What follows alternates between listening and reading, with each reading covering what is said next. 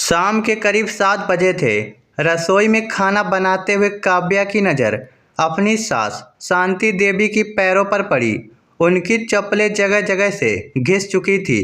एक चप्पल का पट्टा भी धागे से बंधा हुआ था। काव्या ने झुंझुलाकर कहा, माँ जी, ये कैसी चप्पल पहन रखी है आपने? कितनी बार कहा है नई ले लीजिए। शांति देवी मुस्कुराकर बोली, अभी तो चल जाती है बहू, जब बिल्कुल टूट जाएगी तब ले लूँगी। काव्या ने गहरी सांस ली। आपको हर चीज़ बचाकर रखने की आदत है।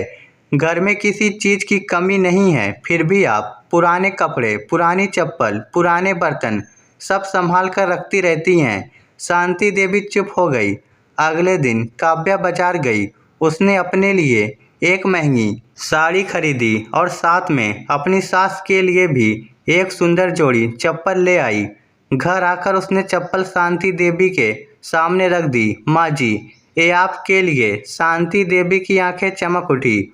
उन्होंने चप्पल हाथ में ली और धीरे से बोली, बहुत सुंदर है बहू, लेकिन इसे अभी रख देती हूँ। काव्या ने कहा, अभी क्यों, पहन कर देखिए। शांति देवी ने मुस्कुराकर कहा, किसी खास दिन पहनूंगी। काव्या ने सोचा, इनसे कुछ भी कहो, अपनी मर्जी से ही करेंगी। कुछ दिनों बाद काव्या ने घर की सफाई शुरू की। पुराने सामान को निकालते हुए उसे शांति देवी की अलमारी में एक कपड़े की पोटली मिली।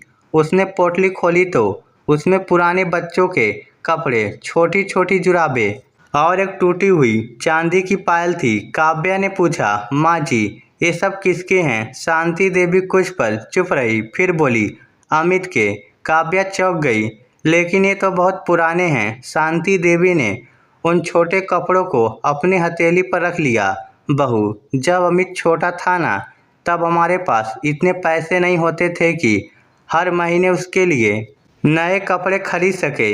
एक मोहल्ले की औरत अपने बेटे के छोटे हो चुके कपड़े मुझे दे जाती थी।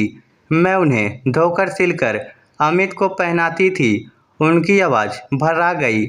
एक बार अमित के पैरों में चप्पल नहीं थी। बारिश में स्कूल जाते समय उसके पैर कीचड़ और पत्थरों से कट गए थे। उस दिन मैंने तय किया था कि चाहे मैं कितनी भी मुश्किल में रहूं, मेरे बेटे को कभी किसी के सामने हाथ फैलाकर नहीं खड़ा होना पड़ेगा। काव्या की आंखें नम हो गई। शांति देवी ने पोटली वापस बांधते हुए कहा, इसलिए पुराने कपड़े मुझे बेकार नहीं लगते बहू, इनमें किसी का गुजरा हुआ समय रहता है। काव्या कुछ नहीं बोली। उस रात उसने पहली बार ध्यान से अपनी सास को देखा। वही फीकी साड़ी, वही पुरानी चप्पल और चेहरे पर वही संतोष। अगली सुबह काव्या ने देखा कि शांति देवी नई चप्पल पहनकर बाहर जा रही थी। काव्या ने मुस्कुराकर पूछा, माँ जी, आज खास दिन है क्या? शांति देवी बोली, हाँ, क्या? शांति देवी ने दरवाजे के बाहर बैठे एक बुजुर्ग सफाई कर्मचारी की ओर इशारा किया। उसके पैर नंगे थे। शांति देवी ने अपनी नई चप्पल उतारी और उसके सामने रख दी। काव्या स्तब्ध रह गई। माँ जी, आपने अपनी नई चप्पल उसे क्यों दे दी? शांति देवी ने बस इतना कहा, बहू, मेरे पास पुरानी चप्पल अभी भी है, लेकिन उसके पास पहनने के लिए कुछ भी नहीं है। काव्या की आंखों से आंसू निकल पड़े। वह दौड़कर अपनी सास के पास गई और उनके हाथ पकड़ लिए।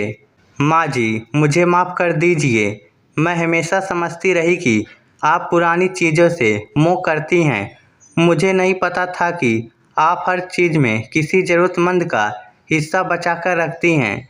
शांति देवी ने उसके सिर पर हाथ फेरते हुए कहा, कोई बात नहीं बहू, जब तक इंसान समझता नहीं तब तक उसे बहुत सी चीज़ें बेकार लगती है। काव्या रोते हुए बोली, आज से आपके घर में कोई चीज़ पुरानी नहीं होगी माँ जी। अगर पहनने लायक होगी तो किसी ज़रूरतमंद के काम आएगी। शांति देवी मुस्कुरा दी। लेकिन तभी अमित घर आया। उसने देखा कि उसकी माँ नंगे पैर खड़ी है। वह घबरा गया। माँ, आपकी नई चप्पल कहाँ है? शांति देवी ने सामने बैठे सफाई कर्मचारी की ओर इशारा कर दिया। अमित कुछ पल उन्हें देखता रहा, फिर उसकी आंखें भर आई। वह अपनी माँ के पैरों के पास बैठ गया और बोला, माँ, बचपन में आपने मेरे पैरों को पत्थर से बचाने के लिए अपनी चप्पल उतार दी थी, आज भी वही कर रही हो। शांति देवी ने बेटे के सिर पर हाथ रखा। माँ के पैर चाहे नंगे रहे बेटा, लेकिन किसी बच्चे के पैर में कांटा नहीं चुभना चाहिए। अमित फूट फूट कर रो पड़ा। काव्या भी अपनी सास से लिपट गई।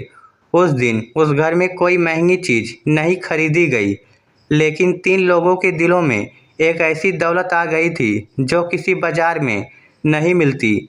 दूसरे के दर्द को अपना समझने की दौलत।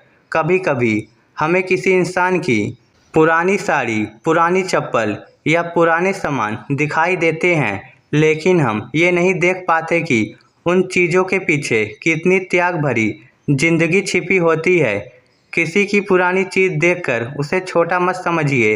हो सकता है उसने अपनी नई चीज़ किसी और के लिए छोड़ रखी हो। इस स्टोरी को लेकर आपकी क्या राय है, नीचे कमेंट करके हमें ज़रूर बताइएगा। धन्यवाद।